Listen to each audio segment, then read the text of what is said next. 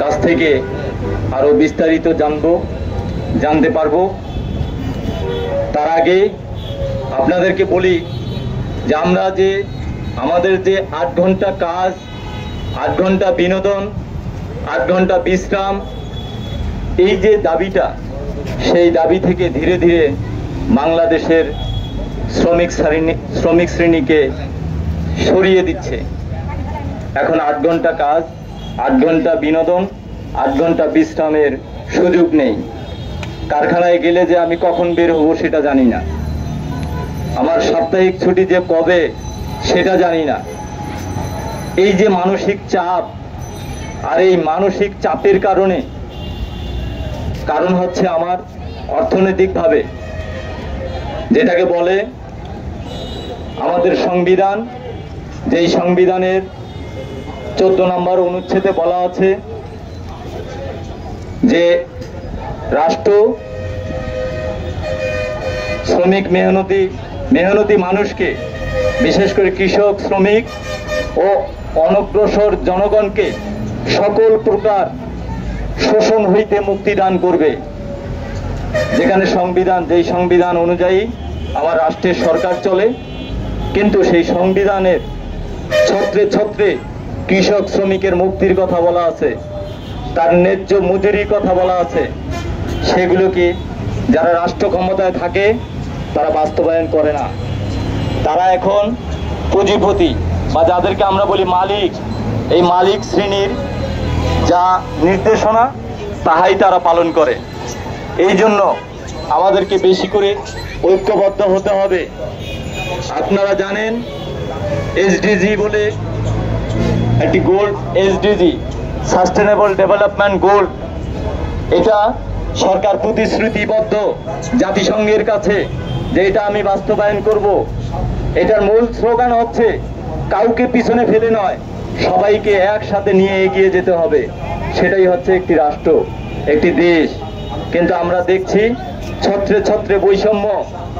আজকে যেখানে সমস্ত শোষণ হইতে আমার শ্রমিকদেরকে মুক্তির কথা সংবিধানে বলা আছে, অথচ স্বাধীনতা 53 বছর পরেও আজকে আমার 8 ঘন্টা কাজের জায়গাটা যেন হরণ করা হচ্ছে, হারিয়ে যাচ্ছে।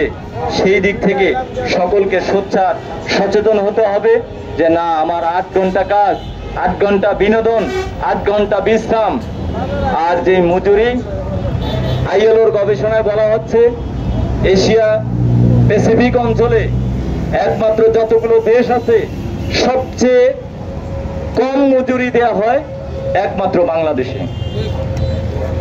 যে সমস্ত দেশ আমাদের পরেও শিল্প ইন্ডাস্ট্রি করে ওই বহির্বিশ্বের সাথে যোগাযোগ বাড়াচ্ছে, উন্নতি করছে, তারা তাদের শ্রমিকদেরকে সাথে নিয়ে উন্নতি করছে, তাদেরকে তাদের মজুরিটা দেওয়ার চেষ্টা করছে। কিন্তু শুধু একমাত্র আমাদের এখানেই সবচেয়ে মজুরি হচ্ছে কম। দেখা যাচ্ছে যে মজুরি ঘোষণা করা হচ্ছে, সেই মজুরির পরেই মূল্যস্ফীতির কারণে আমার একদিকে বাড়ি ভাড়া বাড়ে, দ্রব্যমূল্যের ঊর্ধ্বগতি বাড়ে। আমরা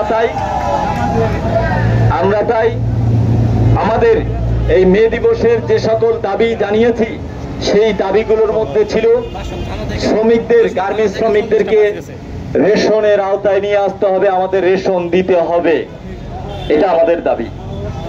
আমরা বলেছি রানা প্লাজা, তাজরিন সহ, এর আগে স্পেকট্রাম, সিজান এবং সর্বশেষ মজুরি আন্দোলনে সহ যত পদের শ্রমিক হত্যা হয়েছে সমস্ত শ্রমিক হত্যার বিচার আমরা চাই। শ্রমিকদের নামে মিথ্যা মামলা প্রত্যাহার করতে হবে, হয়রানি বন্ধ করতে হবে, এটা আমাদের দাবি। আমরা চাই নিরাপত্তার সাথে কর্মপরিবেশ নিশ্চিত করার, সংগঠিত হওয়ার অধিকার চাই, সহিংসতার বিরুদ্ধে আইএলও 190-কে অনুসমর্থন করার আমরা দাবি জানাই। সংগ্রামী সাথী ও বন্ধুরা, আমরা আজকের এই সমাবেশ শেষ করব আমাদের সভাপতির বক্তব্যের পরে। আমাদের আজকের সভার সভাপতির পরে আমরা একটি র্যালি নিয়ে আমাদের কার্যক্রম শেষ করব। এ পর্যায়ে এখন বক্তব্য রাখবেন আমাদের বাংলাদেশ গার্মেন্টস শ্রমিক কর্মচারী ফেডারেশনের সংগ্রামী সভাপতি, জাতীয় শ্রমিক নেতা কামরুল